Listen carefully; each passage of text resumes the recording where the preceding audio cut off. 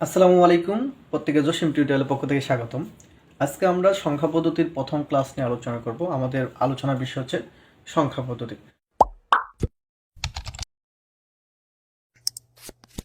আমরা প্রথমে বলে নিই সংখ্যা পদ্ধতি জিনিসটা কি। কোনো সংখ্যাকে লিখে প্রকাশ করাকেই সংখ্যা পদ্ধতি বলে। আমি আবার বলতেছি, কোনো একটা সংখ্যাকে লিখে প্রকাশ করাকেই সংখ্যা পদ্ধতি বলে। তাহলে আমরা পরবর্তীতে আসি। সংখ্যা পদ্ধতি হচ্ছে মূলত দুই প্রকার। সংখ্যা পদ্ধতি দুই প্রকার। সংখ্যা পদ্ধতি দুই প্রকার। এক নম্বর হচ্ছে পজিশনাল সংখ্যা পদ্ধতি। এক নম্বর কি? পজিশনাল সংখ্যা পদ্ধতি, পজিশনাল। দুই নম্বর হচ্ছে নন পজিশনাল, নন পজিশনাল। আমি আবার বলতেছি, সংখ্যা পদ্ধতি জিনিসটা কি? সংখ্যা পদ্ধতি হচ্ছে কোনো সংখ্যাকে লিখে প্রকাশ করাকে সংখ্যা পদ্ধতি বলে। সংখ্যা পদ্ধতি হচ্ছে দুই প্রকার, একটা হচ্ছে পজিশনাল আর একটা হচ্ছে নন পজিশনাল। তাহলে প্রথমত আসি পজিশনাল সংখ্যা পদ্ধতিতে কি। এক নম্বর পজিশনাল সংখ্যা পদ্ধতি, সহজ বাংলায় বোঝাবো।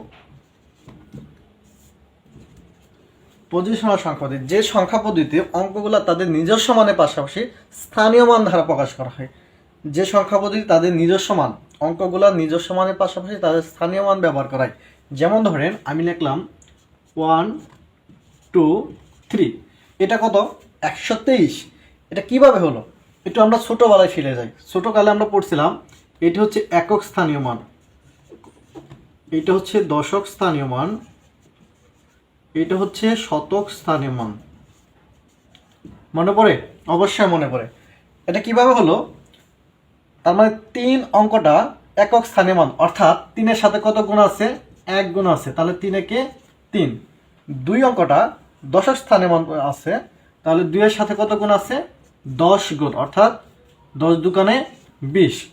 1 অঙ্কটা শতক স্থানীয় মানে আছে, অর্থাৎ 1-এর সাথে গুণ আছে 100, তাহলে হলো 100। এখন সবগুলো যোগ করলে কত হয়? 100 আর 20, 120 আর 3, এই হইল 123। এইভাবে মূলত গঠন হয়েছে, দেখেন। তাহলে এই অঙ্কগুলা তাদের নিজস্ব একটা মান আছে, এর মান কি 1, এবং তাদের স্থানীয় মান আছে, এই একের স্থানীয় মান কি কত? 100। তার মানে এই একের সাথে তার স্থানীয় মানটাও কি খুবই কার্যকরভাবে প্রভাব পড়তেছে।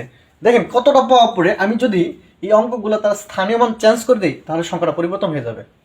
অঙ্কগুলো স্থানীয় মান, আমি এই 3টাকে আগে রাখলাম, একটাকে পরে রাখলাম, তাহলে কি হয়ে গেল? আগে ছিল 123, এখন হয়ে গেল 321। তাহলে অবস্থান মানে পজিশনে যদি পরিবর্তন করি, তাহলে তার অঙ্ক মানে পুরো সংখ্যাটা কি হয়? পরিবর্তন হয়ে যায়। এটি হচ্ছে পজিশনাল সংখ্যা পদ্ধতি। এইটাই পজিশনাল সংখ্যা পদ্ধতি। আশা করি ক্লিয়ার হয়েছে। যদি ক্লিয়ার না হন অবশ্যই কোনো প্রশ্ন থাকলে কমেন্টে আমাদের জানাবেন। তো আরেকটা জিনিস আমরা বোঝার চেষ্টা করি।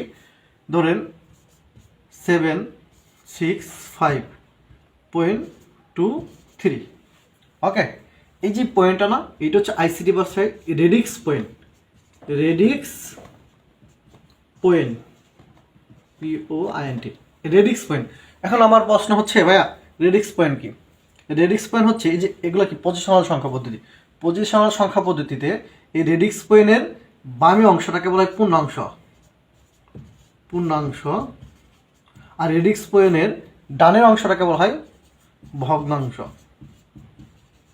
অর্থাৎ পজিশনাল সংখ্যা পদ্ধতিতে পূর্ণাংশ এবং ভগ্নাংশকে ভাগ করে যে পয়েন্ট, সেটা হচ্ছে রেডিক্স পয়েন্ট।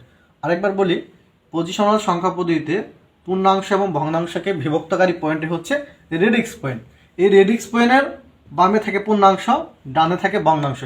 পূর্ণাংশের সর্ববামের অঙ্কটাকে বলা হয় MSB, এবং ভগ্নাংশের সর্বডানে অঙ্কটাকে বলা হয় LSB। এখন ভাইয়া প্রশ্ন হচ্ছে MSB এবং LSB কি? MSB এবং LSB আমি পুনরাবৃত্তি লিখছি। MSB হচ্ছে most, MOST, most significant, SIGNIFICANT, most significant bit. আর বাংলা হচ্ছে সর্বোচ্চ গুরুত্বের অঙ্ক, সর্বোচ্চ গুরুত্বের অঙ্ক, সর্বোচ্চ গুরুত্বের অঙ্ক। ঠিক আছে, তাহলে এলএসবিটা কি? এলএসবিটা হচ্ছে least significant bit. Significant bit, অর্থাৎ সর্বনিম্ন গুরুত্বের অঙ্ক, সর্বনিম্ন গুরুত্বের অঙ্ক, সর্বনিম্ন গুরুত্বের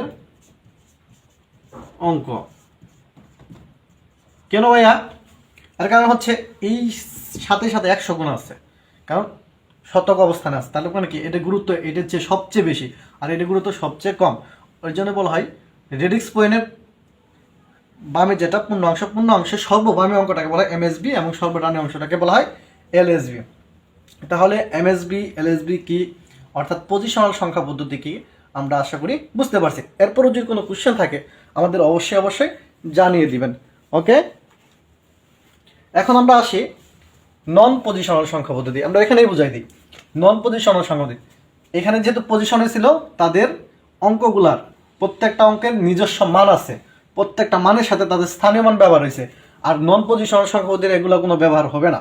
যেমন কি কি আছে আমার, ধরেন রোমান সংখ্যা, রোমান সংখ্যা এটা ছোট হাতের আই দ্বারা 1, 2টা আই দিলে 2 বোঝায়, 3টা 3 বোঝায়, এরকম একটা আই দিয়ে একটা ভি দিলে 4 বোঝায়। এই রোমান সংখ্যা কি কোনো পজিশন আছে?